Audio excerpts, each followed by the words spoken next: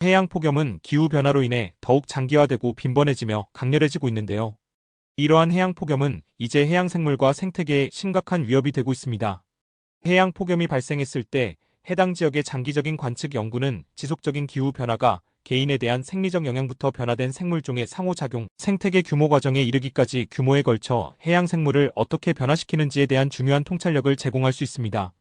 이에 캐나다의 빅토리아 대학교 등 공동 연구진은 2014년에서 2016년 사이에 북동태평양에서 생한 전 세계적으로 기록된 가장 긴 해양 폭염에 대한 연구를 진행했는데요. 이 연구진은 이상 해양 폭염에 대한 관측과 연구에 대한 체계적인 검토를 수행하고 문서화된 생태학적 영향을 종합했지요. 이들은 이와 관련된 다른 문헌과 회색 문헌을 모두 포함하여 331개의 관련 영어 1차 보고서를 확인했는데요. 해양 폭염 기간 동안 총 240종의 생물종이 일반적인 지리적 범위를 벗어나 발견되었으며 그중 101종은 그 어느 때보다 훨씬 더 북쪽에서 발견되었습니다. 극심한 해양 폭염은 생태계 혼란, 종이동, 대규모 어업 손실을 야기하여 기후변화로 인한 해양 피해를 가져온 것이지요. 이에 연구진은 이에 관련된 연구 내용을 2025년 7월 16일의 해양학 및 해양생물학지의 극한 기후 사건에 대한 생태학적 반응, 2014에서 2016년 북동태평양 해양 폭염에 대한 체계적 검토라는 제목의 연구자료를 게재했습니다.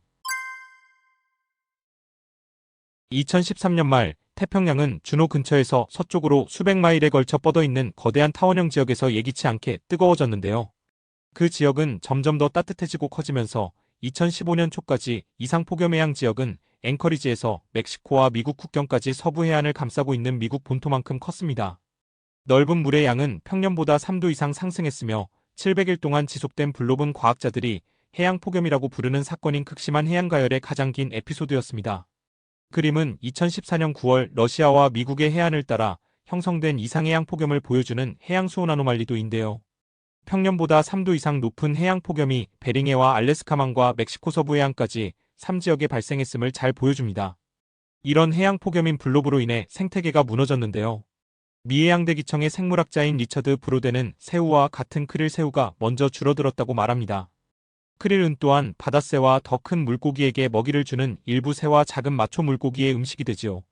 2015년부터 몇 년 동안 미국 해안을 따라 동태평양에서 크릴 개체수가 급감했습니다. 뜨거운 바다에서 크릴 새우가 사라지면서 바다는 캘리포니아 남쪽의 열대 해역에 서식하는 해파리가 그 자리를 대신했습니다. 해양 수온이 올라가게 되면 물고기들의 신진대사가 증가하기 때문에 멸치, 빙어, 정어리 등의 음식에 대한 필요성이 증가했지만 크릴 새우와 플랑크톤이 사라지면서 이 물고기들은 영양가가 낮은 해파리를 먹어야 했습니다.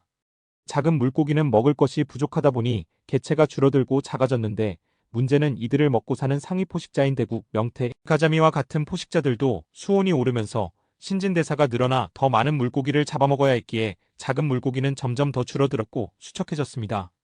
문제는 거기서 끝난 것이 아니라 물고기를 먹고 사는 새와 포유류에게도 영향을 주었는데요. 새들이 매일 체중의 절반을 물고기로 소비하기 때문에 이들에게는 재앙이 닥친 것이지요. 100만 마리 이상의 새들이 죽어갔으며 살아남은 새들조차 너무 쇠약해서 번식하지 못했습니다. 또 물고기를 먹고 사는 고래 등의 먹이가 사라지면서 고래가 비정상적으로 해안 가까이와 하구로 헤엄쳐 들어갔는데 아마도 가능한 모든 곳에서 먹이를 찾기 위해서였을 것으로 학자들은 보고 있습니다. 해안까지 들어온 고래는 어구에 얽혀 죽어갔는데 미해양대기청 보고에 의하면 2014년에 고래의 어구 얽힘 사망이 그 전에보다 2배 증가했고 다시 2015년에는 4배로 증가했습니다. 2014년부터 2016년까지 발생한 뜨거운 해양 폭염은 태평양 연안을 황폐화시켰고 플랑크톤에서 고래에 이르기까지 생태계를 뒤흔들었고 대량 폐사 이주, 어업 붕괴를 촉발했습니다. 다시마 숲이 시들고 생물종은 북쪽으로 이동했으며 상징적인 해양동물은 멸종하여 기후변화하에서 미래의 바다에 대한 소름 끼치는 미리보기를 보여주었지요.